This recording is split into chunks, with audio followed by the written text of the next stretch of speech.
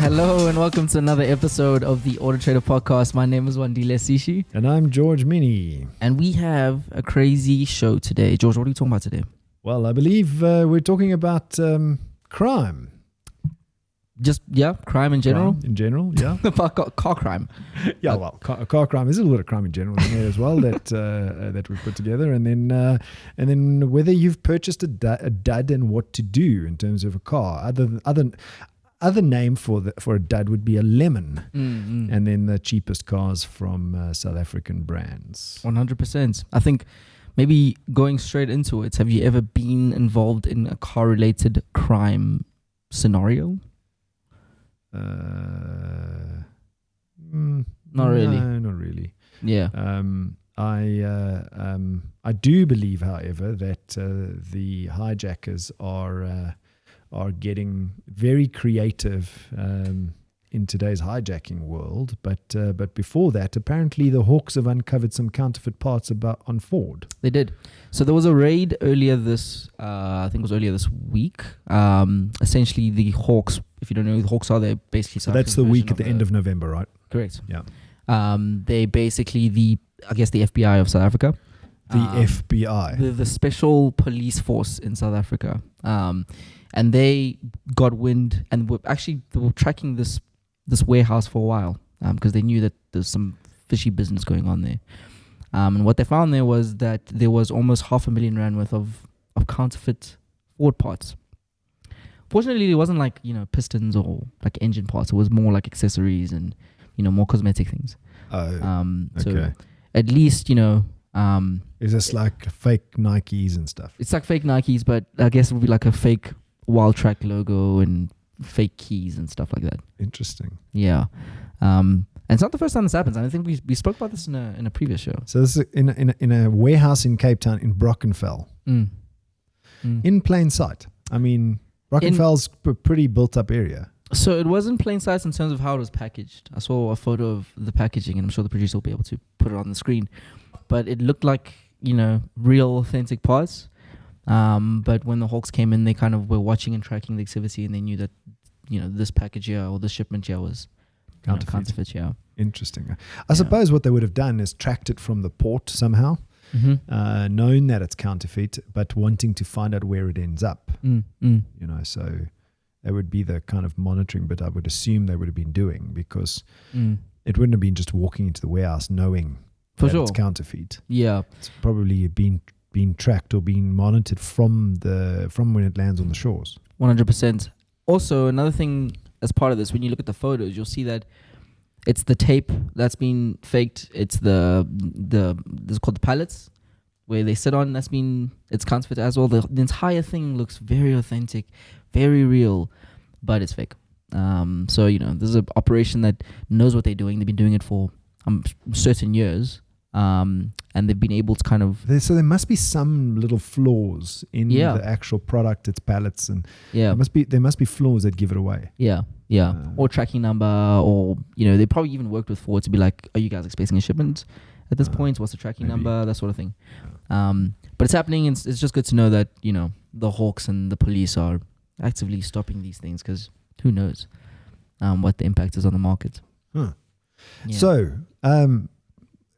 changing lanes a little bit. What is happening in Formula One? When is the new season starting? Did I even forget? New season starting next year. It'll probably be around March. I think it's the end of March. Yeah. And we're starting in Australia again. But yeah, there has been some new news as of this morning, actually. So I don't know if you know this, but Matteo, who is the team principal of Ferrari, what's his surname? Binotto.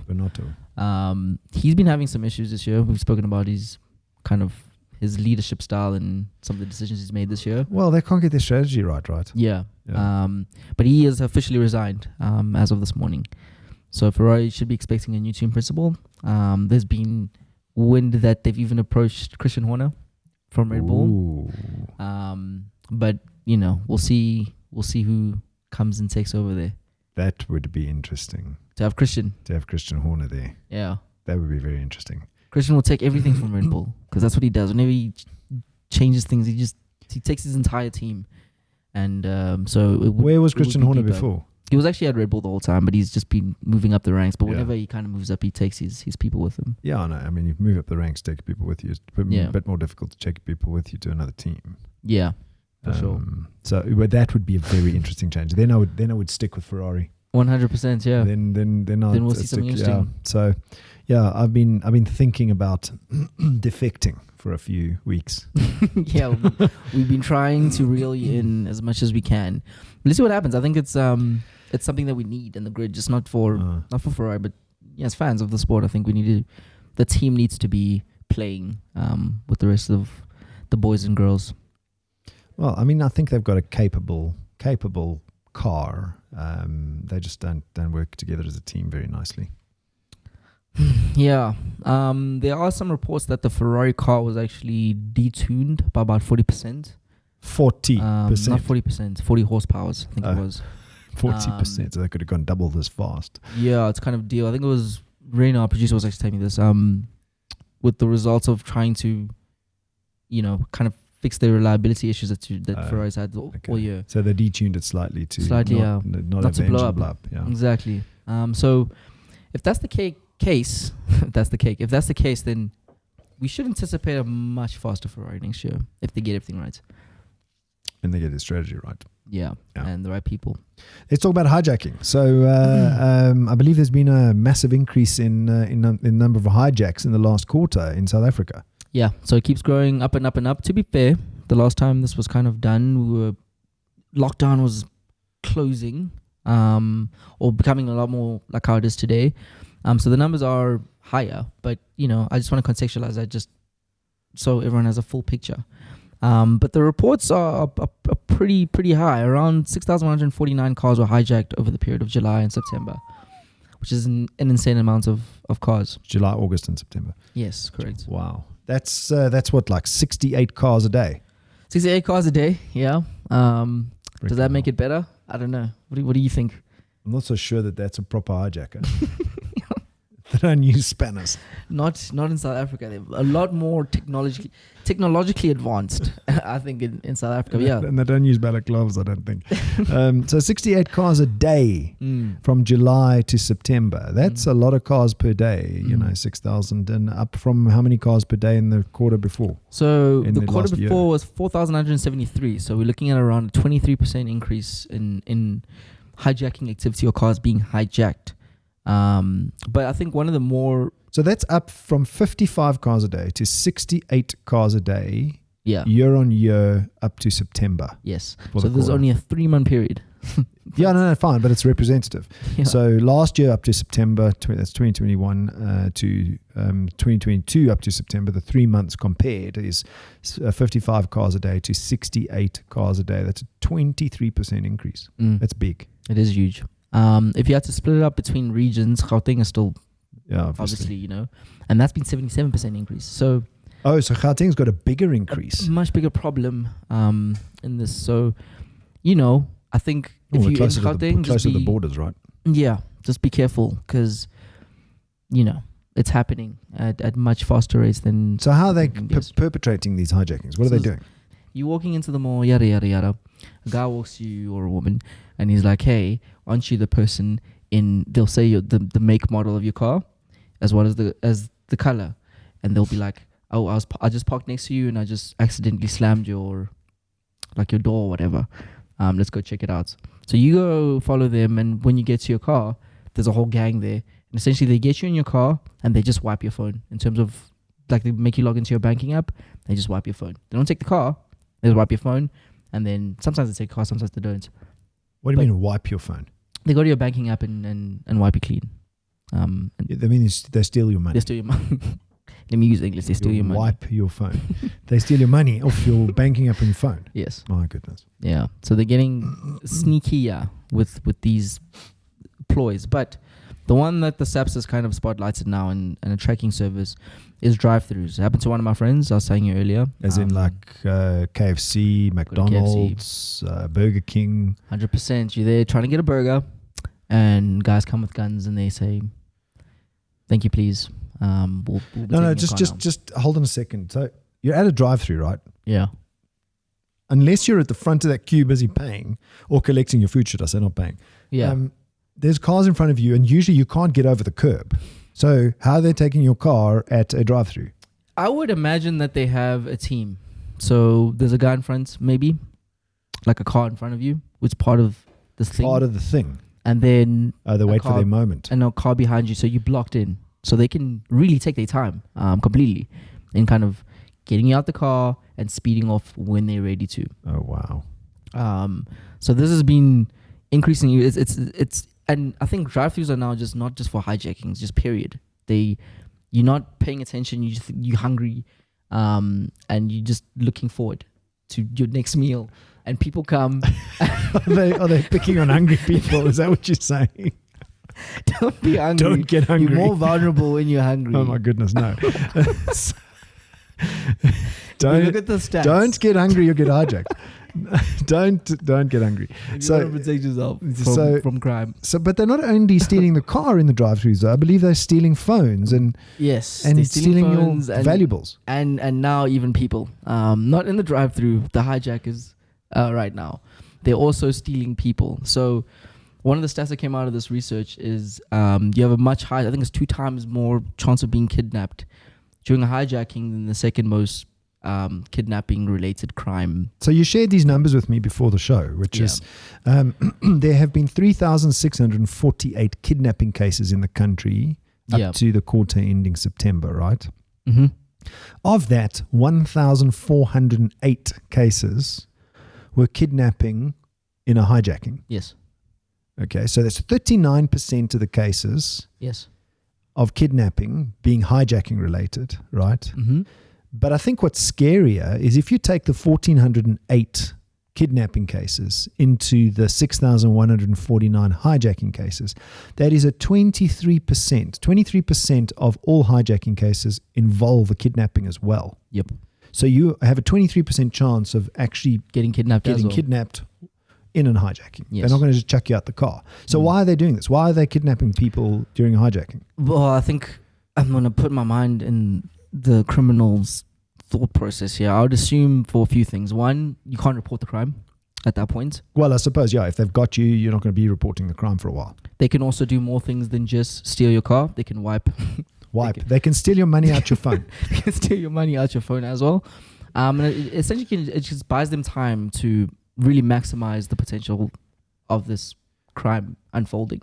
And I suppose, get a ransom. And get a ransom, yes. If they believe, somebody's going to pay for you. 100%.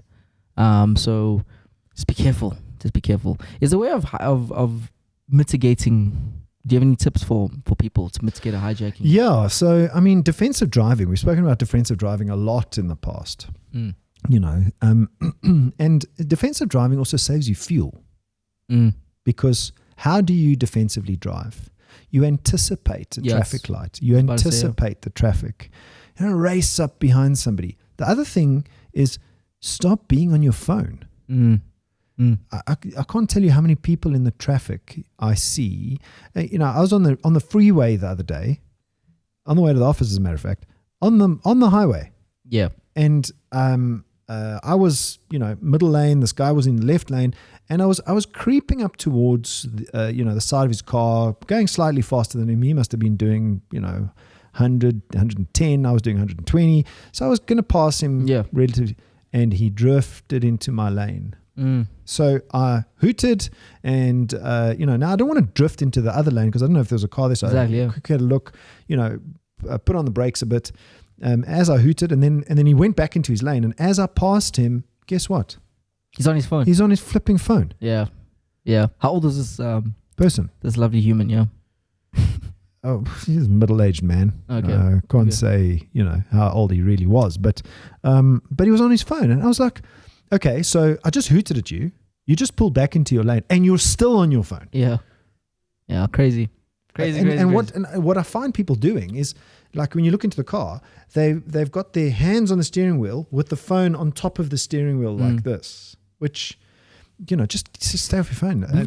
We've actually done the research before of what are the chances of you being in an accident when you're on your phone? And the numbers go Well, chances all of the you way being up. hijacked because you're not taking notice of your surroundings, right? Yeah. So I think to avoid a hijacking, you've got to really take note of your surroundings. Number one. The other thing you can do, and I've done this before on previous cars I've had, is put a double layer of smash and grab. So I think the thickest layer is 300 micron or something. Okay. I stand to be corrected. I put 2 layers of film, one clear layer and one tinted layer of film on the window of the car, which makes it so much harder to brake. But unfortunately, it doesn't stop a bullet. And then, did you see the first Jaguar I-Pace in the world? South African. The South African that is armor. I think they have B6 armoring, which is basically it can stop a AK-47 sort of attack. It costs like $800,000 or something. Funny story. The guys who do that, they're going to be so happy that I'm mentioning this. But they've reached out. They actually want to come on and talk about that process. Oh, lovely. So we'll definitely probably have them on some of these days, just to kind of talk through that, because the entire process is fascinating as hell. And it's the first electric car, ultimately. That's Jaguar I-Pace. Jaguar I-Pace was already 2.1 tons. So I just want to see how much weight that this particular armor proofing adds to the car. But I think it's 200 kilos. Yeah. If I recall, I think it's about 200 kilos. And if I can't find it quick enough, then we will move on. But I think it's 200 kilos. Around there. So it's not like an insane amount. No, it's not an insane amount. So it turns out that people say, well, is 200 kilos a significant, decrease in the cars in an electric car's efficiency? And the answer is no, because apparently you lose under 1 kilowatt hour per 100 kilometers. So you're losing about 2 kilowatt hours. I worked it out. You're losing single digit percentages, maybe 6 or 7% of the car's range, which 200 kilos is what 2 people in a car. So it's not a significant reduction in range. It's actually an insignificant reduction in range for that amount of weight.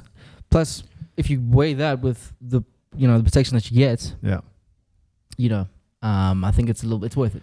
Ultimately. But you don't need to get your car armor proofed or. There's one other thing you could do. What? If you want to avoid a hijacking. There are cars out there, and this is not like a plug. There are cars out there which are more likely to get hijacked. Fast one, like a Ferrari or a Red Bull. 100%. Not a Mercedes. Those have a higher chance of being hijacked.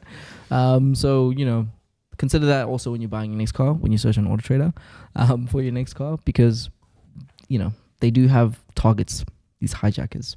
Yeah, we all know the VW Polo is a very sought after car, but that could change very quickly. It's not because it's a VW Polo. It's just because it's a high demand car, 100%. Right? So if the Haval Jolion, for instance, is becoming very popular, you could start seeing those cars being hijacked. So it's not about the VW Polo. It's not it's not because it's a VW Polo. It's just because it's a high demand car. 100%. Moving on. So this one, I think a lot of people one of the most asked for questions on Ask AutoTrader actually is around this. So if you purchase a dud or a lemon, like you mentioned, is there things that you can do to make sure that you essentially avoid going to court, and what can you do in a scenario where you buy the car and it's been like a week and you're like, what's going on here? This car is definitely not what was ordered, for instance, in your experience. So you're talking about buying a lemon, buying something that has got a manufacturing flaw. Well, that the 3 R's exist. So you can you can get it. The dealer has to repair it, replace it, or refund. Those are the three rules in terms of the Consumer Protection Act. Okay. And speaking of the Consumer Protection Act, so essentially to your point, you have about a 6-month period under certain conditions in which you can actually go back and make sure that you haven't been cheated, because it could be a scenario where they didn't even know that there's something wrong with the vehicle. But there is recourse, and depending on the circumstance, there's definitely actions that you can do as a consumer in South Africa to make sure that you can kind of avoid that. So yeah, I mean, the Consumer Protection Act is there exactly for the consumer. And, according to Section 56(2) of the Consumer Protection Act, the consumer has the right to return a vehicle to a seller within a 6-month period under certain conditions. You got to understand the certain conditions. This is not just any I don't like this car anymore. It doesn't work like that. I want it in blue. However, the CPA only applies to suppliers who sell cars during the ordinary course of business and not to private sales between individuals. Okay, so you can't go and buy a car privately and go, hey, Wendy, sorry, I'm returning this car. I don't like it. Doesn't work like that. So certain conditions, you're going to go and look up what those certain conditions are. So there has to be a proven defect. Yeah. Proven defect. If you can prove that the vehicle you were sold was not fit for purpose when you bought it, you have a leg to stand on. But you as a buyer have to provide the evidence. It's not up to the person who sold it to you to give you the evidence in order to return the car. You have to provide the evidence. This puts you in a position to demand repair, replacement, or refund. So again, it doesn't come down to just returning the car. Yeah. It's those 3 R's, right? They could always repair it. They can always repair it. It's not necessarily like I've come across people. I'm going to take this car back. And then they want the dealer to give them their money back. You can't do that, unfortunately. That is just not as easy to do as you think it is. 100%. The Consumer Protection Act, you have to prove that there's a defect, number one. And number two, the seller of the car, the dealership, can repair, replace, or refund. They can choose which one they want to do. 100%. So you do have options, but we have a few articles on the website. So if you want to check out what you can do in any different scenario, we have a bunch of websites on the AutoTrader websites where you can find all of that. However, yes, I'm sorry, Wendy. There is this thing called the cooling off period. So CPA says that if you buy a car on impulse, you can return it, no strings attached. This cooling off period does not have clear-cut parameters, though. I was about to ask, yeah. So it's not a case of, this is what the CPA says, I can return it during the cooling off period. It doesn't have clear-cut parameters. It lasts for 5 business days and can only be invoked if the buyer has bought a car as a result of direct marketing concerning that same product from a supplier. For example, you need to have received an email, SMS, or other direct marketing material from the supplier to buy into a specific deal before you are eligible for the cooling off period. So they are T's and C's. Yeah. Okay, so yes, you are protected, but what they're trying to do in the CPA is, stop ninnies from just trying to break the law, essentially. Just kind of return the car because they just feel like it. Yeah. It doesn't work like that. 100%. Okay, so, I'm done. Moving on, we're running out of time, but yeah, a recent study was done on the cheapest cars from the different brands in South Africa. So something that I'm sure you know, over 40 brands in South Africa exist or operate here. Not as OEMs, but just they sell their cars. Yeah, here. I think it's actually more than that. Yeah, it's a little bit more. I think it's around that figure. Let's just say.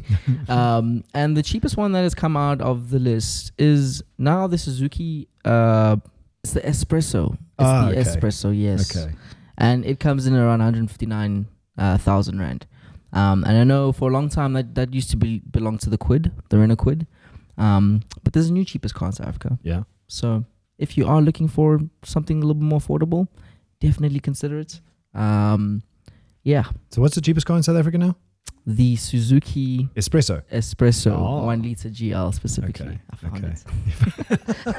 157,000. There you go. Suzuki Espresso. Suzuki's done well in the last 18 months. They honestly have, yeah. They honestly have. They have done really, really well. Yeah, I think on own level, even at an SUV level, at just an entry level car. I think it started off with the Suzuki, what's that SUV called? Well, Jimny. Jimny, yes. That Jimny, I think, started the trend. 100%. About a year and a half, 2 years ago. Yes. And before I leave you, I don't know if you saw the story, but I think it's Checkers or ShopRite specifically is starting a new pilot. ShopRite Checkers. Yes, of the first battery electric EV that they're currently running. So the truck is 100% electric.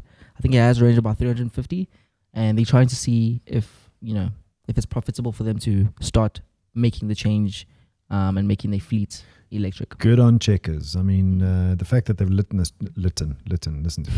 The fact that they've lit this truck up like this. Yeah. I wonder how much battery those lights use. But probably LEDs, so not a lot. But good for Checkers. I think more pilots need to happen. I know there's a taxi pilot happening in Cape Town. Yes. Well, it's about to happen if I'm not mistaken. Yes. But there are plans for different fleets and different industries sort of making the change now. And the other, it was yesterday, the delivery bikes, I mean, big thing in South Africa now since lockdown.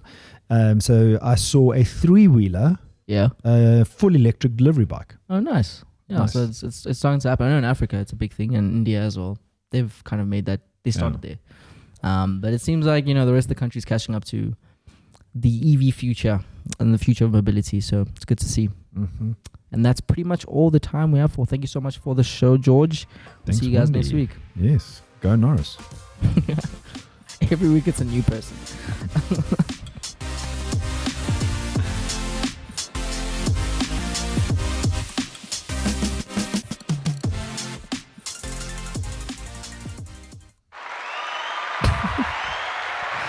Yeah. Woo! I actually like that. That's pretty cool.